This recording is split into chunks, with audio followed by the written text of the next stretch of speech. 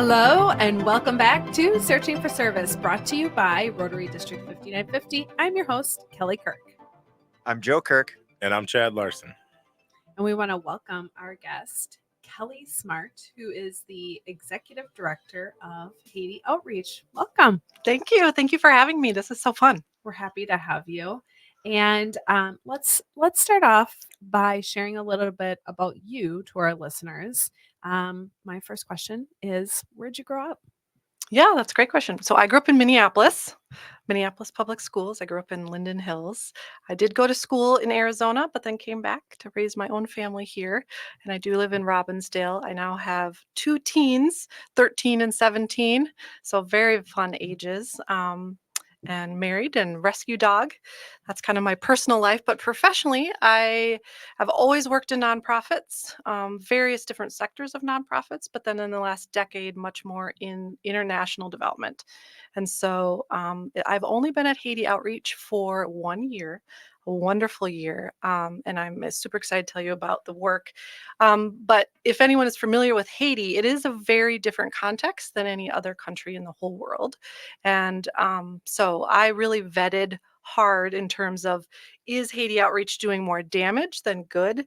And I am just so impressed that I get to be with this team. And really, it's our Haitian team that is doing this. So it's just another layer of being part of what is happening in the world and being a part of that.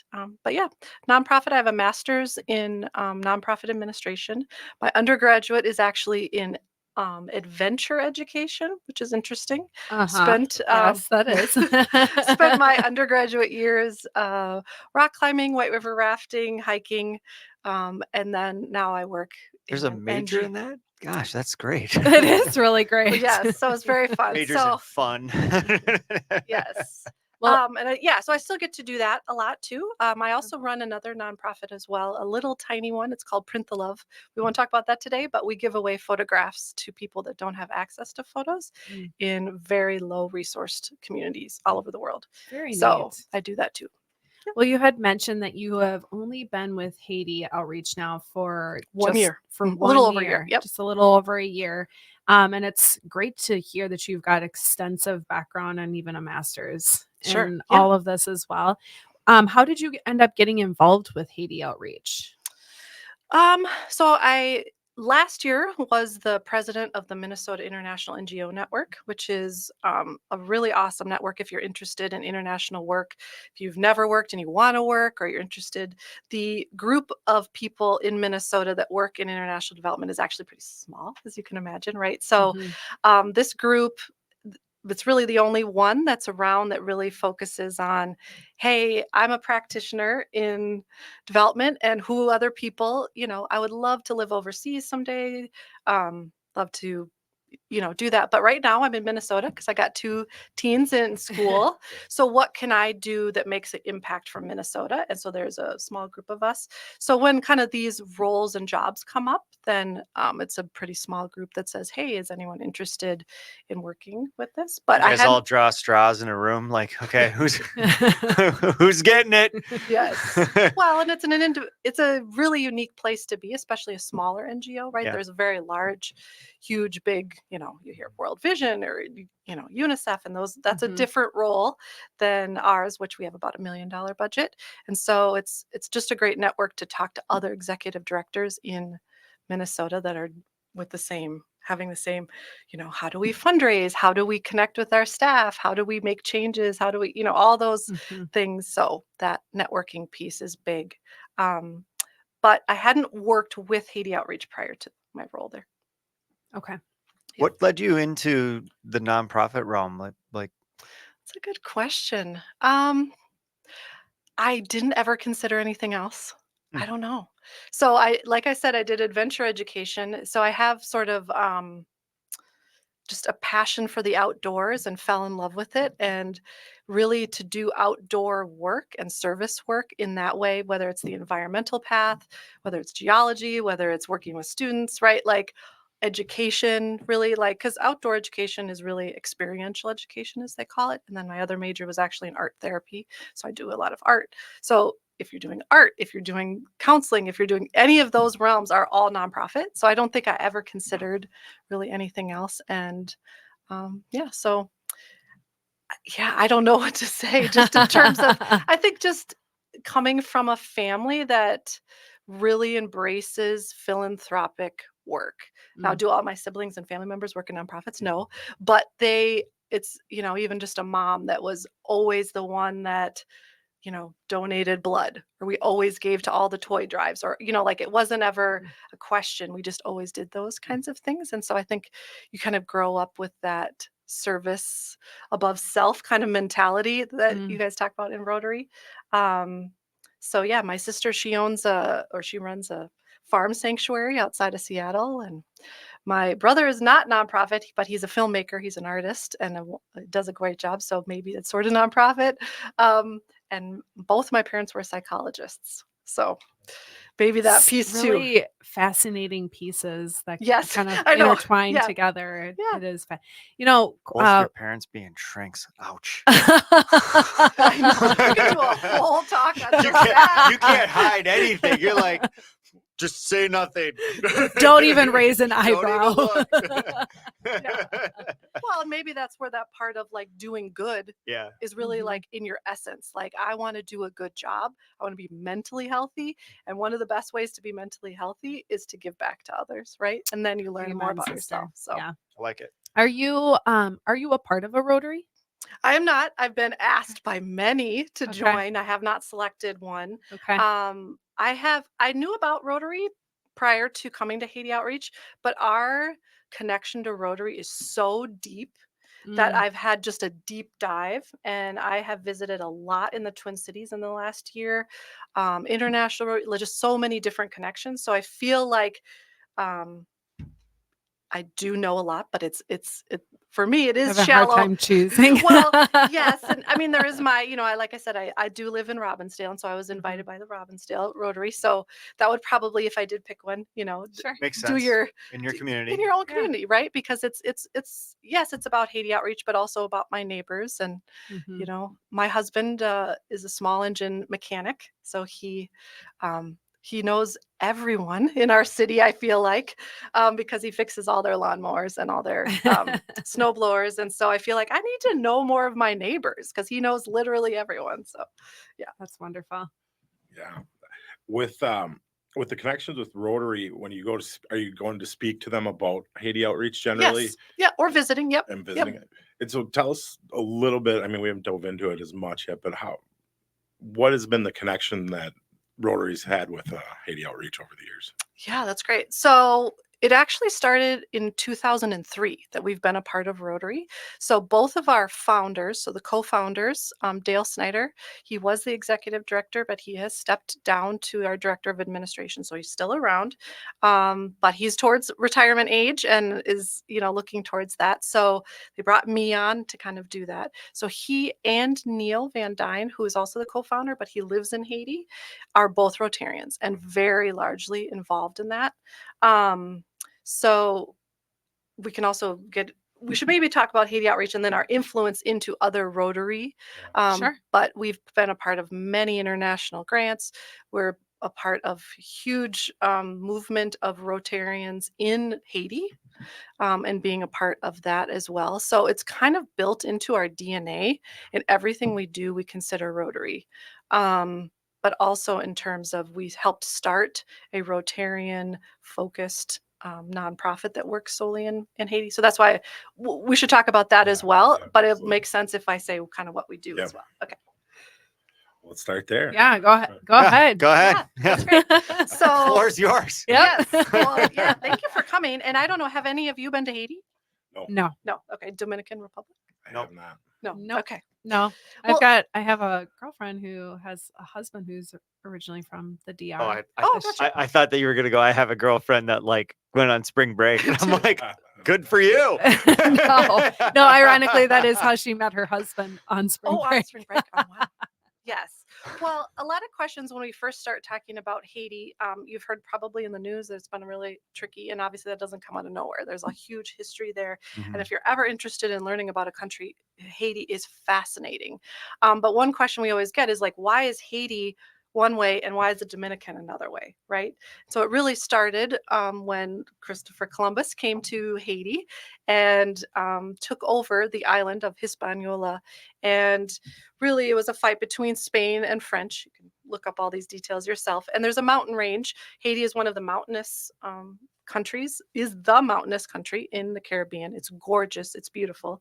I cannot wait for Haiti to be known for how beautiful it is and the culture and the people, versus right now, if you say you work in Haiti, they're not like, oh, I love that place. It's beautiful. They're like, oh man, sorry, like, I don't know, right? Like they don't know what to say. And so someday, and this is what we're working towards, that it will be known for being a beautiful place. But really, the French took over the Haitian side and the Spanish took over the other side. And what happened is the slaves that were brought over from Africa, these weren't born in slavery, they rebelled against the French army and they won. So Haiti is the first and only successful slave rebellion of a country in the history of the world. So they have had racial equality built into their constitution 160 years before the US. So they are a pillar of racial equity in the world. And Haitians are very proud of this. And I hope to share that with everyone, that they are really, and they used to be a very wealthy country. And now they are obviously the poorest in the Western Hemisphere. So, but one of the big reasons for that is when they did defeat France, France said, hey, guess what? We lost all these slaves. So you owe us a whole bunch of money, which they paid reparations back to France for 60 years. 80% of their national budget went back to France. So think about that in terms of infrastructure. So there's such little infrastructure there because they didn't have the funds to build roads and school and all of those kinds of things. So they're all giving it to France, which has been estimated, if it had stayed in the Haitian economy, it would be $115 billion today. So that's a huge impact on a society. Mm-hmm. So when you say, why is the Haiti how it is? Why is Dominican? That would be one of the hugest factors. Obviously, there's a lot more too. But also because they were all now free slaves, they were cut off from trade all over the world, especially the US, because they're like, well, we don't want our slaves to get any idea. We're not going to trade with them. So not only are they not able to trade, but then also they're paying back to France. So, and then from there, there's just been a lot of other tricky things that have happened. So back to Haiti Outreach, there was, so Neil Van Dyne, who I mentioned, who's our co-founder, he had been working, he went to Haiti when he was 23 and said, hey, I can help out doing some wells. There's a water crisis going on here. People need access to water. It's, you need water for literally everything. So he started working and he sort of discovered that, okay, he's building wells, but they're failing, right? So this is a common thing that's all over the world, but he's also discovering it in Haiti too. And so he's like, okay, we really need to figure out what's happening here. And then a small group from Minnesota, which is why we're here, came down and they met him and they saw that he was doing something different than the other NGOs. NGO means non-governmental organization. Okay. Some people don't know. So, and he was doing something different than anyone else. And so so they said, okay, hey, we're going to team up with Neil. Let's see what we can do. And that's kind of where it was born. So the thing is, in Haiti, is there is so much poverty and struggles and so much outside influence that it's really created a horrible example of humanitarian aid that has stayed too long. So we really talk and really advocate for development versus relief. Haiti is known for 10,000 NGOs, kind of like we're the 10,000 Lakes, 10,000 NGOs. And there's many organizations with well-intentions, but are doing more damage than good, even though they're trying to. So like you and me, Kelly, we could go start a school in Haiti tomorrow, which is great. Also super scary, right? Because there's no regulations. Right now, there's no government. No one's watching anything. It's just anarchy. Sure. So there can be a lot of scary things that can happen with that. And so when we talk about relief versus development, like we could go start a school, but did we ask the community if they wanted that school? Right. Did we ask them what they wanted or anything like that? And so there's been so much aid pumped in, especially with water, is I'll see all kinds of broken wells all over Haiti and they'll say, well, I'm like, well, why don't we fix that? Well, that's not ours. That's NGOs, because there's no ownership. There's no responsibility because they didn't ask for it, or maybe they did, and then they're like, well, someone's just going to give it to us. So it's really this, not to anyone's Haitian's fault. It's human. It's like if your parents gave you a new car every year for your birthday, would you care about the car that you just got? No, because you're like, I'm going to get a new one. Mm. So think of this on a nationwide scale, is everything is pumped in to Haiti as relief. Food, water, schools, everything, and there's no ownership. And so generations of this, that there isn't a mindset of development. And so even us preaching the idea of development and sustainability is very much counterintuitive to how Haitians see their world too. Fascinating. So we sort of said, hey, it's not the wells that are breaking because, wells break. They get contaminated, they get broken, right? That's life. And so we tried to figure out at first, is it the pipes? Is it the technicians? Is it any of those things? And it wasn't anything like that. It was the management, the ownership from the community. And this also included, and we are the only ones doing this in all of Haiti, is a pay for service. So just like you and I pay our water bill, in a well, they pay about 60 cents per household to the well, to a transparent bank account that's owned by the community, has nothing to do with Haiti Outreach. We're just the coaches in this, and that set them up. So after 20 years now, we have a 92% success rate of the wells still working after 20 years, which is unheard of in the NGO world. So I said a lot, but it just shows you, you have to have skin in the game. You have to be able to take responsibility, and then it's empowering too at the other side, because a lot of what you're talking about with the aid is just how disempowering that is for the community, right? Because there is no incentive to wait a second for us to figure this out, because again, there's another ship with a bunch of stuff, and we'll just rifle through that. I mean, it's like you said, it's human nature. Yes. I mean, we would all do it. Yep. And it's interesting how to kind of reprogram that in real time has got to be a real challenge. And you just model it, right? I mean, essentially you guys are just modeling it over and over and over again, hopefully, getting buy-in as you are, and, changing the country one well at a time. So that brings me to, so we have done over 600 communities and worked with them, which has been amazing. But our board sat around a couple of years ago and said, even if we did 1,000 or 2,000, it's not going to be a developed country, which has really been our vision since day one, talking about that, knowing Haiti as for, how amazing they are, not for what they're lacking and we have to send them. But so they said, you know what, our secret sauce at Haiti Outreach, and this is our Haitian staff, this isn't our American staff, this is our Haitian staff that have architected this curriculum over the last 20 years, 27 years, and really they're building in language, even into Haitian Creole, talking about a language of responsibility, transparency, integrity, which aren't words that are really spoken in this way in Haiti.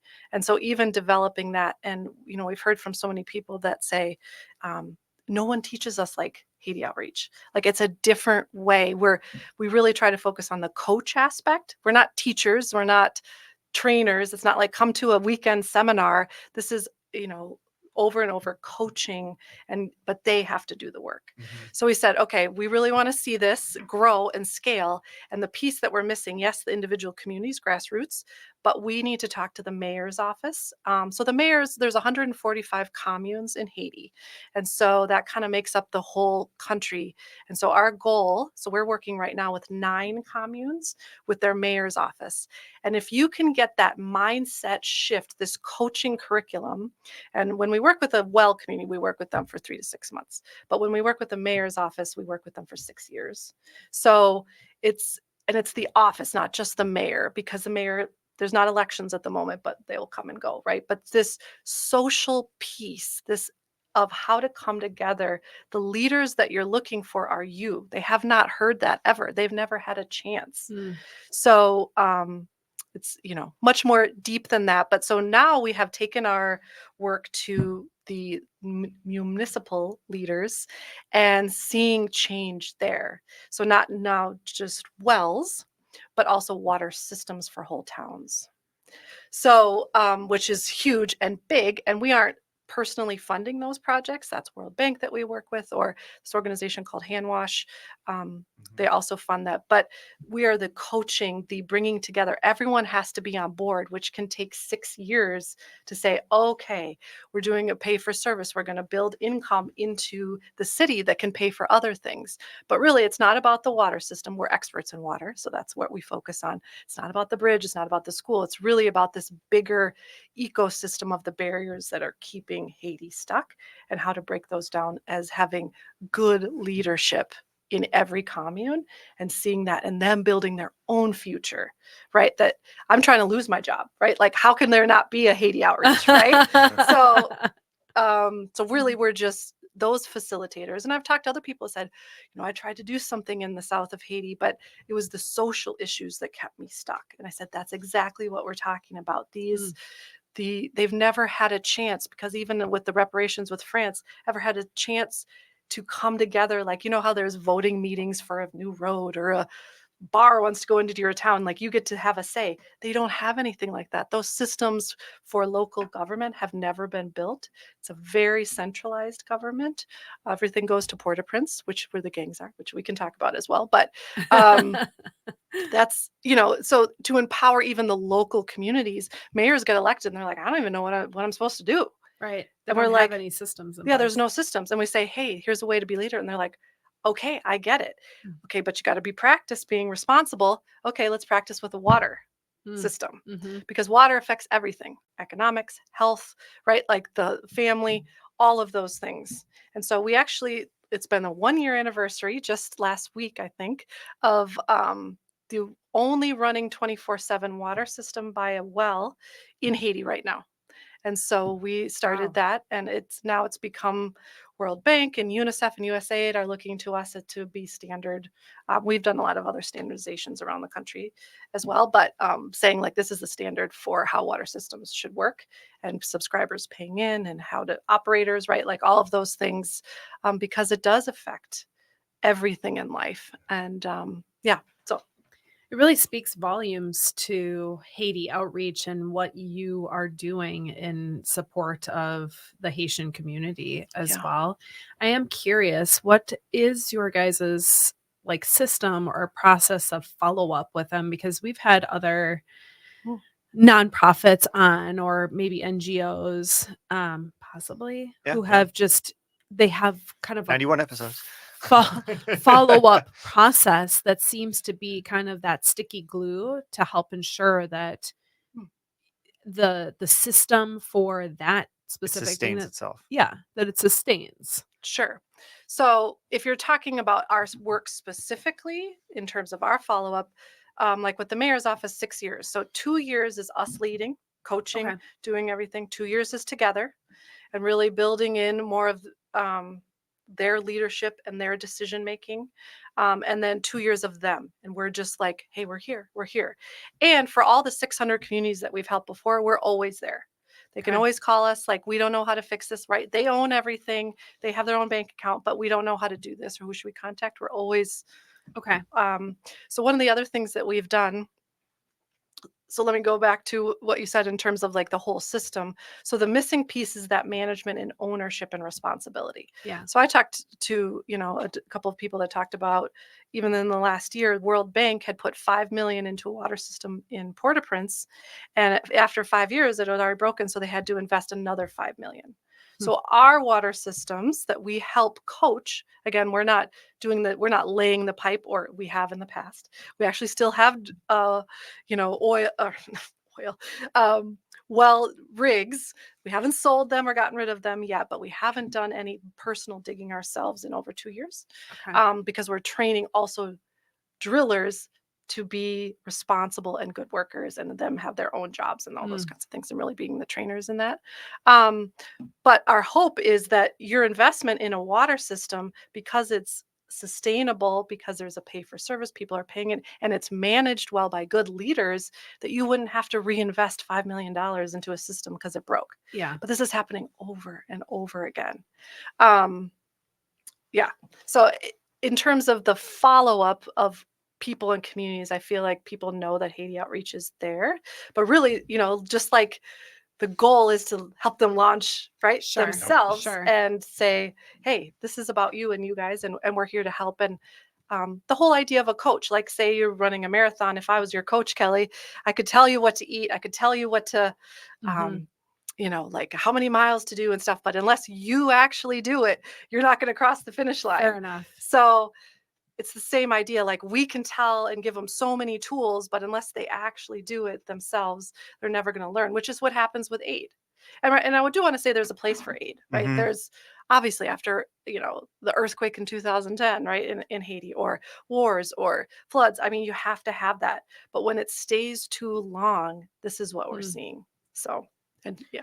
It's interesting. And, you mentioned a little bit of the political unrest. And Yeah, then, for sure. one of the other things that's up against Haiti too is just climate. I mean, Oh, I know. Yeah. the difference between the Dominican and Haiti is incredible because of the mountain range Yep. that splits the country in half. Yep. And, all of those factors playing together just seem to really add up a lot of headwinds for them, right? And it sounds like that you're addressing one of them Hmm. in trying to get this community buy-in, kind of Yep. changing ideals, right? And understanding, no, wait, we don't need to depend on the aid that just keeps coming in.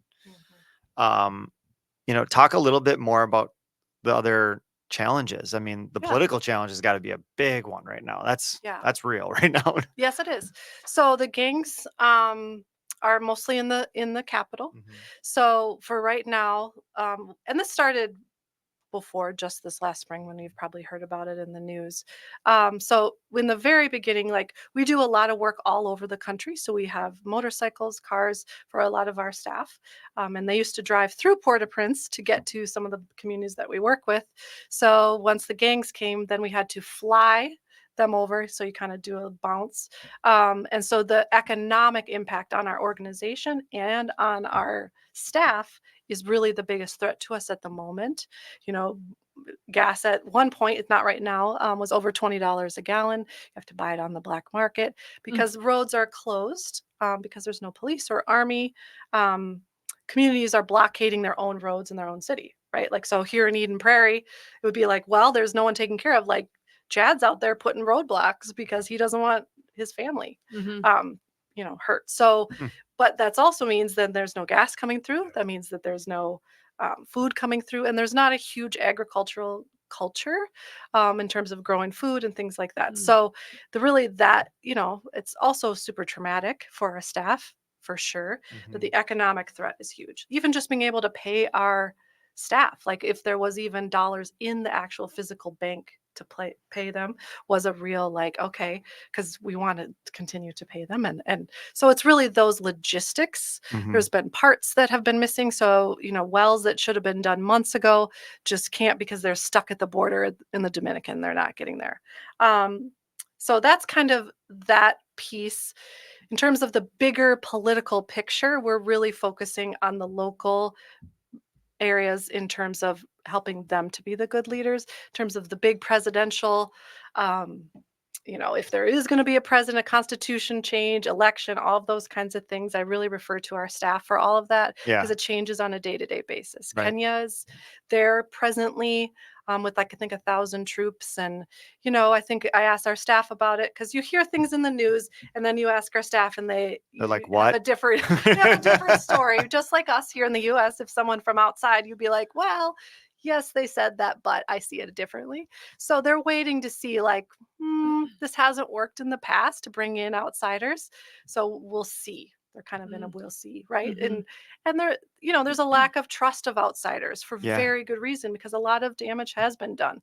So Well, interesting opportunity then, because I'm assuming that this disruption has impacted the aid, yes, correct? this is true. So then there's an opportunity to reach the local communities on that real level that you guys are really trying to push on in ownership. So this could potentially be an opportunity Oh, to it's change more minds and to yes. get more buy-in on a localized level versus hey, I mean, the aid's not getting there, guys. We got to figure this out. Otherwise, we're all our own. we're, Sure.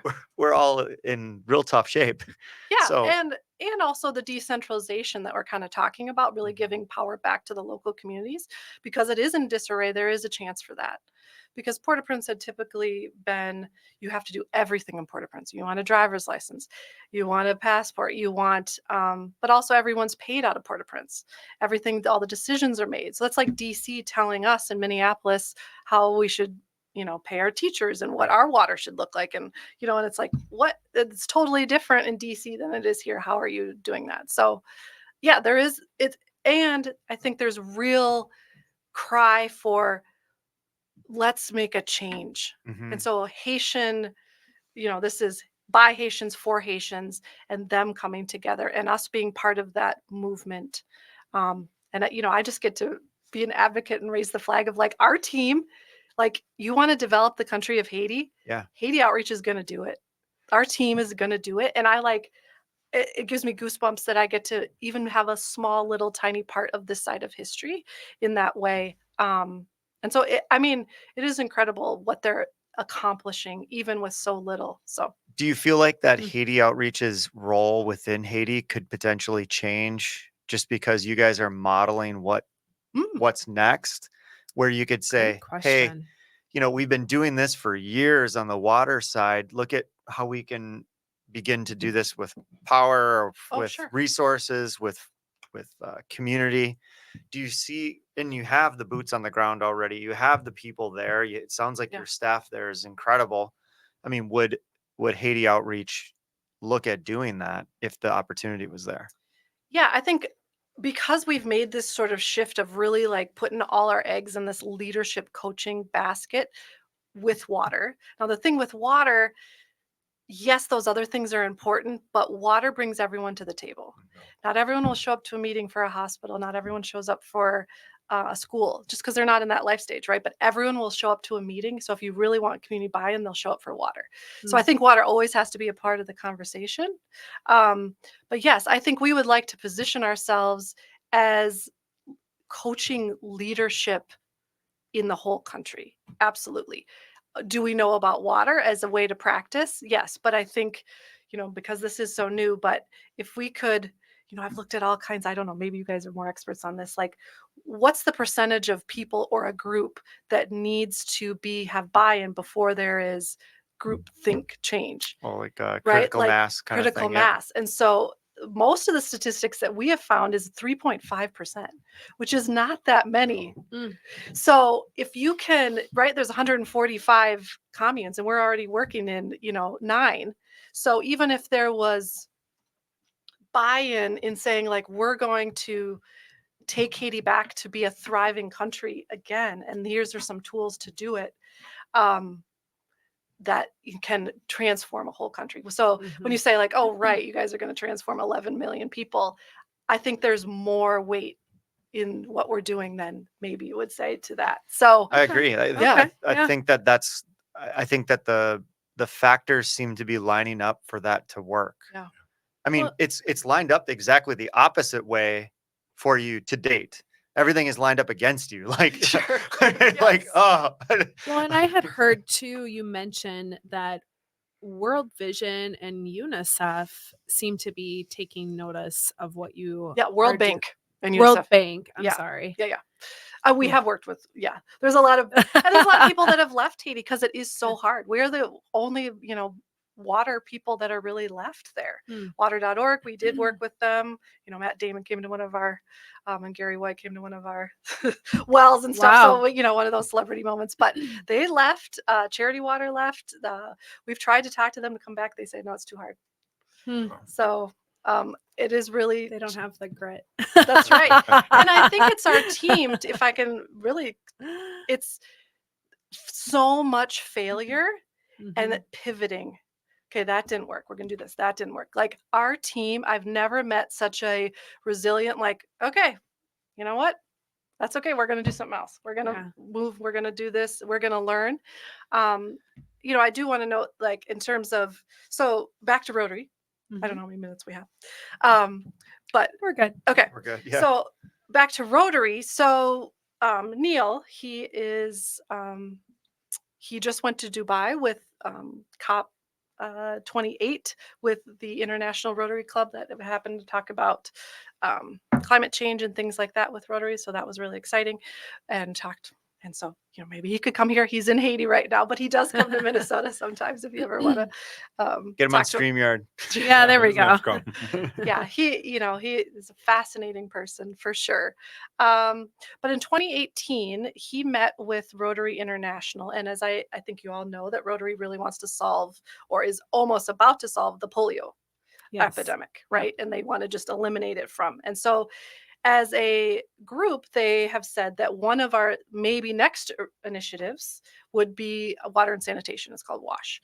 And so they said, okay, Haiti Outreach is known for this world and doing it in such a unique environment. They said, okay, if we take the model that Haiti Outreach takes and we try to do this in Haiti as a Rotarian built nonprofit, it's called Handwash, that if we can do it in Haiti, we can do it anywhere. So it's really this pilot project that's built on our model. Neil is on the board there, and so we do work very closely with them. Now they really do like the infrastructure piece in terms of raising cash for the actual water system, and then we work with the leaders on that whole piece, because you can't just like we said, you can't just throw in a system without everyone on board, and like, what are the systems to keep it sustainable? And so that's kind of our role, and then they do that. And so we're very tied to them, but they are all Rotarian. Obviously, we work with everyone, not just Rotarians. So, we love Rotary, but that is, run by Rotarians. It's really cool. If you don't know Handwash, it's a really cool. We've we've had him on the show. Oh, great! From Who there. was that? Yeah. Oh man, We've done a episodes. lot of episodes, so Well, good. some of the names do escape but us. who's the head of the WASH program? Rotary International. Yeah. Picture. Yep. Me too. Yeah, and so Neil, he was the Probably. past international chair of WASH Rag, it's called, and so Neil's on that team and has done a lot of those things. So we, a lot of the projects that we do work on in the cities work very closely with the Rotary clubs of that city, and with Handwash and our work too. So we're just thankful for Rotary, and just every Rotarian I've ever met is just so open to hearing about international issues in a way that other groups aren't, right? And so it's been, I feel like it's just been super interesting and fascinating. They always ask such good questions, and are just really like engaged when I do a talk. They're not falling asleep and stuff, so they're always like, and have lots of questions. I always have to save more time for questions. So yeah, I think that Handwash is big. But we're continue, like you said, they're just focused on water and sanitation, whereas we're focused more on, yes, the water piece, but like Joe said, it's because the training that we do in the curriculum is really about self integrity, transparency, responsibility. It goes into personal and professional lives, right? It's like when you're doing self work, which is really what it is, and really identifying like where barriers are, then it doesn't have to be just in water, right? It's bigger. It almost feels like you're creating an evolution of like the culture, like creating a cultural, like a true cultural experience, which sounds like they've been missing, because I mean, of course, based off of the history you just shared. Yeah. That And makes because sense. there's a huge brain drain going on in Haiti, as anyone would, right? Like if you had a chance to leave, then you leave. We've lost a lot of our staff members, which is so hard because we have to continually keep training people and finding people that's tough. How many staff members do you have, and then how do you recruit within the country? Right. No, I'm just interested in, and then probably goes hand in hand with continue to reach out to Rotaries, because you'll find somebody for a buy-in. I guarantee it. There you go. So the unique thing that has also kept Haiti stuck is that Haitian Creole is only spoken in Haiti, right? So resources are never in the language, and so we're creating resources in that too. So they have to, at least.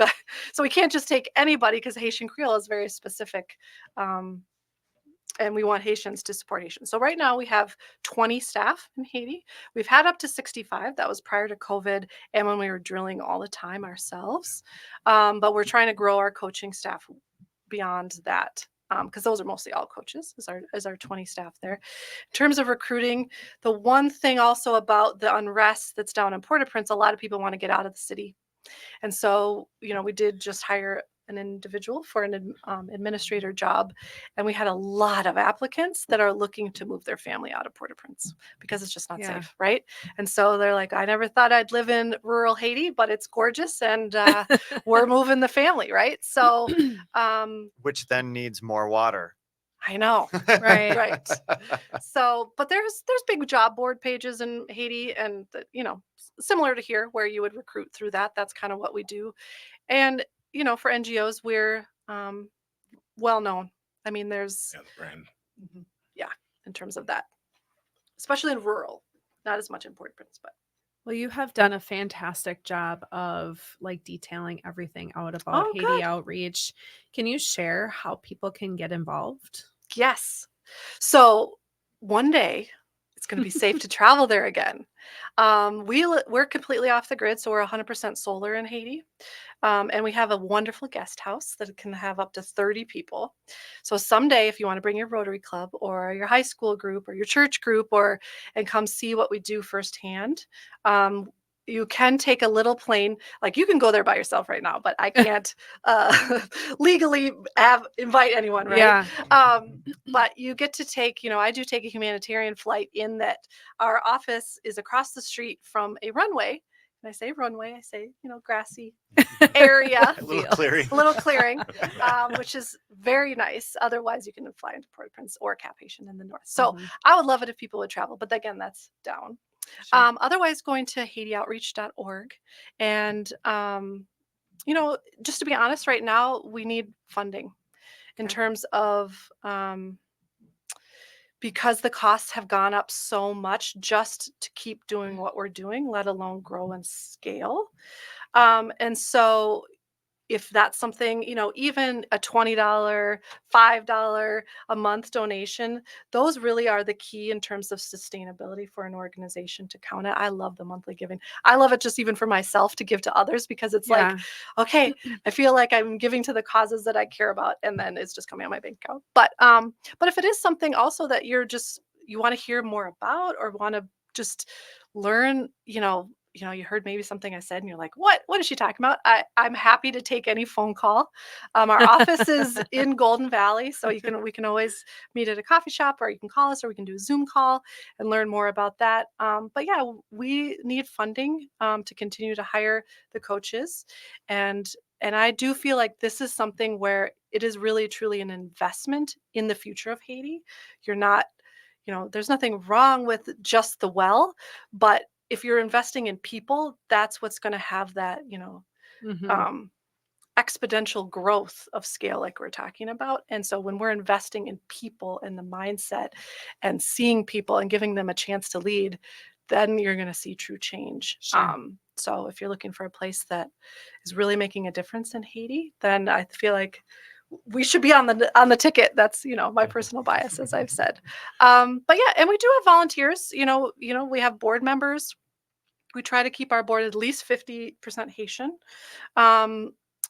for obvious reasons. But if there's, if board service is something that you're looking for, I know lots of people want to, or if there's other expertise that you have, like, let's talk, or I'm open. I love having, or if you're, someone's interested in an internship, we have some great people that have come and worked with us for various, like, economic or engineers or research. We've had lots of different people do different aspects that can really move it forward. Sounds like Wonderful. If you have a passion for Haiti, you can find something for them to do. Yeah. And if you're a true data nerd, I didn't really talk about this, but we created the first and only kind of database. It's called MWater. I don't know if you've heard of it. We don't own the database, but we brought it to Haiti and paid to have Haitian Creole added. And then we put together, we use it every single day, but we tracked every single water point in Haiti, and whether it is contaminated, broken, useful, how many homes, there's pictures, everything. And so then everyone's on the same page. So now it's used by US Bank or US Aid, World Bank, UNICEF, all the National Water Board, who we also work with. They all use this mapping system that we have set up.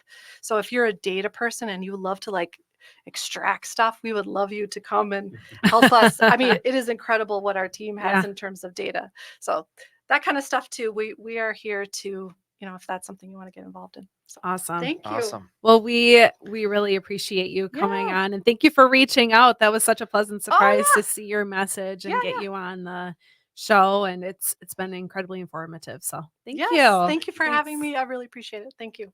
Thanks for listening. I'm your host, Kelly Kirk. I'm Joe Kirk. And I'm Chad Larson. We'll be back.